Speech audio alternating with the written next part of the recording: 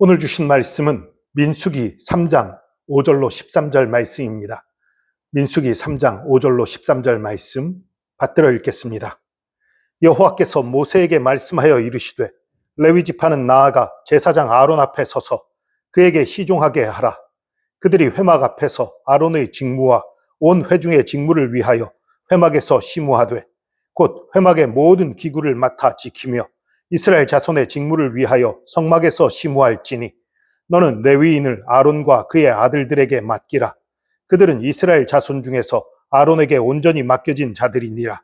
너는 아론과 그의 아들들을 세워 제사장 직무를 행하게 하라. 외인이 가까이 하면 죽임을 당할 것이니라. 여호와께서 모세에게 말씀하여 이르시되 보라, 내가 이스라엘 자손 중에서 레위인을 택하여 이스라엘 자손 중에 태를 열어 태어난 모든 마지를 대신하게 하였은즉 레위인은 내 것이라. 처음 태어난 자는 다 내 것임은 내가 애굽 땅에서 그 처음 태어난 자를 다 죽이던 날에 이스라엘의 처음 태어난 자는 사람이나 짐승을 다 거룩하게 구별하였음이니 그들은 내 것이 될 것임이니라. 나는 여호와이니라. 아멘. 오늘 민수기 3장 5절로 13절 말씀을 읽었지만 오늘 설교의 말씀은 민수기 3장과 4장 전체를 바탕으로 하는 말씀입니다. 이스라엘 백성이 시내 산을 떠나서 광야의 길을 가기 시작할 때에 하나님께서 한 지파를 특별히 부르셨어요. 바로 레위 지파입니다. 하나님은 모세에게 이렇게 말씀하셨습니다. 레위 지파를 나아오게 하여 제사장 아론 앞에 서게 하고 그에게 시종하게 하라. 레위인의 삶의 목적은 하나였습니다. 하나님을 섬기는 삶이에요. 그 이유를 하나님 이렇게 말씀하십니다. 레위인은 내 것이라. 이 말씀은 민수기 3장과 4장의 중심입니다. 레위인이 하나님을 섬긴 이유는 그들이 뛰어나서가 아니에요. 그들이 하나님께 속했기 때문입니다. 그리고 이것이 오늘도 우리에게 주시는 말씀입니다. 하나님은 자신을 섬길 사람들을 구별하고 계십니다. 레위 지파는 이스라엘 12지파 가운데 특별히 구별된 지파였어요. 아니, 정확히 말하면 이스라엘 13지파 중에 특별히 구별된 지파였지요. 이스라엘 13지파요? 예. 레위 지파를 포함하면 13지파예요. 그런데 레위 지파는 하나님께 속하였다고 해서 따로 떼어놨어요. 그래서 레위 지파를 제외한 나머지 지파가 12지파이기 때문에 이스라엘 12지파라고 말하는 거예요. 레위는 하나님께 속했기 때문에 이스라엘 12지파 중에 들어가지 않는 거예요. 분명히 이스라엘임에도. 그들은 땅을 분배받지도 않았습니다. 그들의 삶은 성막과 하나님을 중심으로 한 삶이었습니다. 왜 하나님은 레위인을 따로 구별하셨을까요? 성경은 이렇게 말합니다. 민수기 3장 12절. 레위인은 내 것이라. 레위인의 정체성은 바로 이것이었습니다. 그들은 하나님께 속한 사람들이었습니다. 신앙의 출발점도 바로 이것입니다. 나는 무엇을 하는 사람이냐? 이것을 말하기 전에 나는 누구에게 속한 사람인가? 이것이 우리의 믿음의 출발점입니다. 예수 그리스도께 속한 사람이다. 이것이 우리 믿음의 출발이에요. 그래서 베드로 전서 2장 9절은 이렇게 말합니다. 너희는 택하신 족속이요 왕 같은 제사장들이요 거룩한 나라요 그의 소유된 백성이니 우리를 하나님의 소유된 택함받은 백성이고 하나님의 소유된 백성이라고 말하고 있습니다. 우리는 단순히 교회에 다니는 사람들이 아니라 하나님께 속한 사람들입니다. 여러분, 하나님께 속한 사람은 하나님의 일을 해야 해요. 그러나 하나님께 속한 사람들이 하나님의 일을 할 때에도 모두가 섬기는 일들은 조금씩 달라요. 민수기 3장 4장을 보면 레위인은 세 가문으로 나뉩니다. 아론 가문은 제외돼요. 제사장 가문이라서 좀 특별하고요. 제사장 가문인 아론 가문을 제외한 나머지 세 가문, 게르손 자손, 고핫 자손, 무라리 자손, 이 세 가문으로 구별돼요. 그리고 그들에게 하나님께서는 다른 일들을 맡기셨어요. 게르손 자손은 성막의 휘장과 막을 맡겼습니다. 고핫 자손은 언약궤와 등장대 같은 거룩한 기구들을 운반하게 했습니다. 무라리 자손은 성막의 기둥과 널판을 맡았습니다. 겉으로 보면 어떤 일은 더 중요해 보이고 어떤 일은 단순해 보입니다.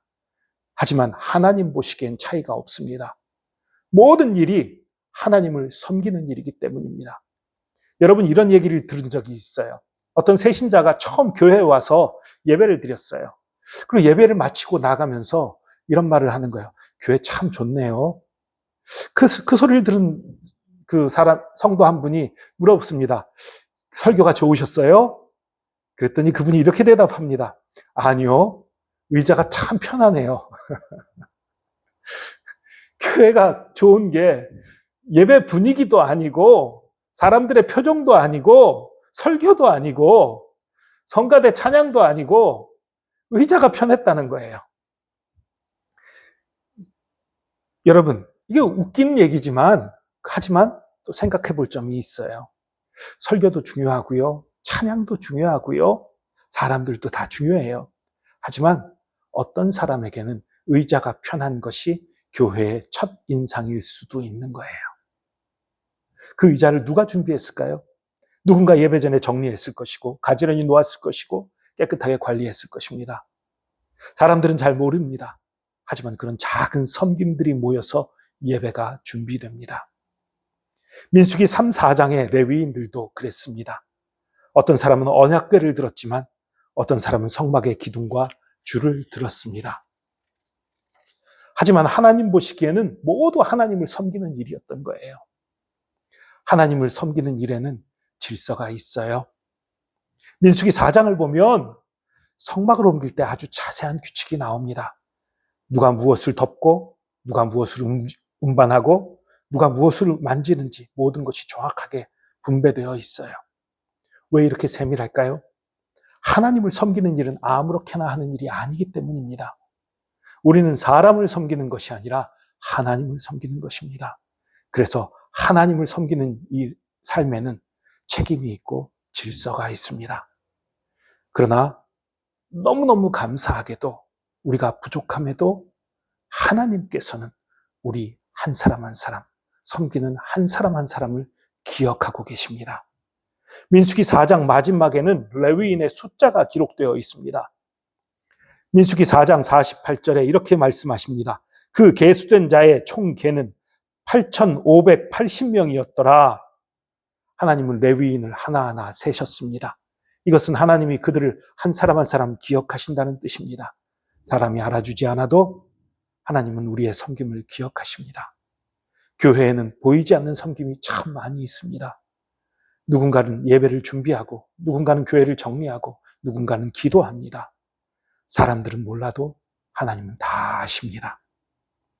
민수기 3장 4장은 결국 우리에게 이렇게 묻습니다. 너는 누구의 사람이냐? 레위인은 이렇게 대답했습니다. 우리는 하나님께 속한 사람입니다. 그래서 그들은 하나님을 섬겼습니다.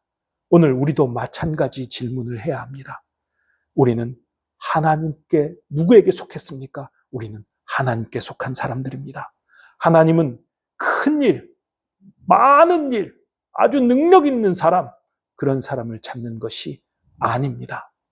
하나님은 자기 사람을 찾으십니다. 그래서 오늘도 하나님께 속한 사람으로 살고 하나님이 맡기신 일에 충성되게 감당하고 하나님을 기쁨으로 섬기는 삶을 살아가는 저와 여러분 되기를 축복합니다. 기도하겠습니다. 사랑의 주님, 감사합니다. 오늘 민수기 말씀을 통하여 우리가 누구의 사람인지 다시 생각하게 하시니 감사합니다. 레위인을 부르셔서 레위인은 내 것이라 말씀하셨던 것처럼 오늘 우리도 하나님께 속한 사람임을 깨닫게 하시니 감사합니다. 하나님, 우리가 이 사실을 잊지 않게 하여 주시옵소서. 세상 속에서 살아가지만 우리의 삶이 하나님께 속한 삶임을 늘 기억하게 하여 주시옵소서. 하나님 아버지, 레위인들에게 각 사람의 일을 맡기셨던 것처럼 우리에게도 하나님이 맡기신 자리가 있음을 알게 하여 주옵소서. 큰 일이 아니더라도 사람들이 알아주지 않는 자리라도 하나님을 섬기는 마음으로 기쁨으로 감당하게 하여 주옵소서. 주님, 보이지 않는 섬김까지 기억하여 주시니 감사합니다. 사람이 아니라 하나님을 바라보고 충성하는 믿음의 사람들로 만들어주시니 감사합니다. 오늘 하루도 하나님께 속한 사람답게 살아가게 하시고 우리의 삶을 통해 하나님이 기뻐 받으시는 섬김이 이루어지게 하여 주옵소서. 예수 그리스도의 이름으로 기도합니다. 아멘.